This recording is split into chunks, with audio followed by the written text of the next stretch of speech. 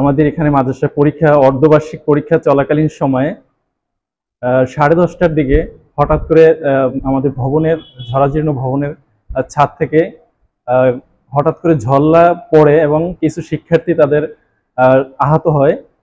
পরবর্তীতে আমরা এখান থেকে শিক্ষার্থীদের পরীক্ষা স্থানান্তর করে আমরা তাদেরকে অন্য রুমে ব্যবস্থা করে তাদেরকে পরীক্ষা নেওয়ার ব্যবস্থা করি এবং আমরা এখানে মৃত্যু ঝুঁকিতে রয়েছি, যে কোনো সময় শিক্ষার্থীরা বড় ধরনের দুর্ঘটনা হতে পারে। এই জন্য আমরা চাই যে যাতে দ্রুত সময়ে আমাদের এই জরাজীর্ণ ভবনটিকে এটাকে ভেঙে নতুন একটি ভবন পুনরায় নির্মাণ করা হয়। এই জন্য আমরা সরকারের কাছে দাবি জানাচ্ছি।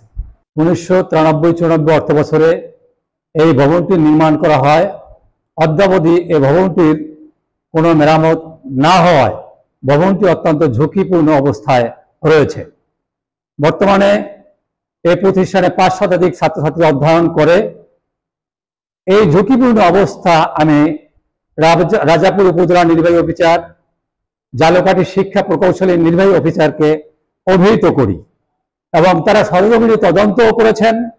তদন্ত করে তারা এই ভবনটির মেরামতের জন্য একটা আবেদনও প্রধান প্রকৌশলী বরাবর পাঠিয়েছেন এবং নতুন ভবনের জন্য একটা আবেদন করা হয়েছে।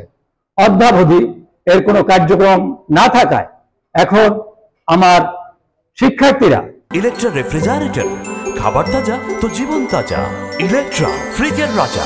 ঝুঁকির মধ্যে লেখাপড়া করছে। এখন এই ভবনে আর থাকার কোনো অবস্থা নেই বললেই চলে।